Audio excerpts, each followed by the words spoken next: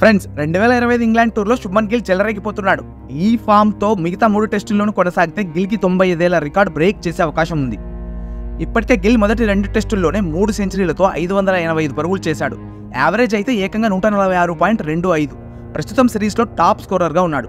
ఇప్పుడు అసలు టార్గెట్ ఏంటంటే 1930లో బ్రాడ్మ్యాన్ యాషెస్ సిరీస్లో 974 పరుగులు చేశాడు.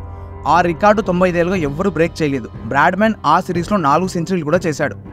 గిల్కు ఆ రికార్డు బ్రేక్ చేయాలంటే జస్ట్ 390 రన్స్ కావాలి.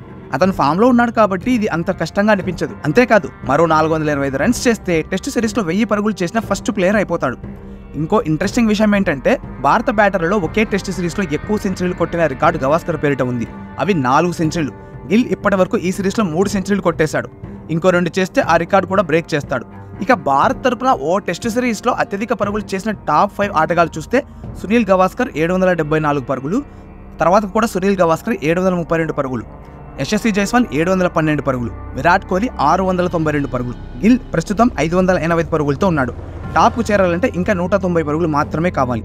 మరి రాబోయే 3 టెస్టుల్లో ఈ రికార్డు బ్రేక్ చేస్తాడా లేదా కామెంట్ చేయండి. అలాగే మరిన్ని క్రికెట్ అప్డేట్స్ కోసం ఈ ఛానల్ని సబ్స్క్రైబ్ చేసి ఈ వీడియోని లైక్ చేయండి.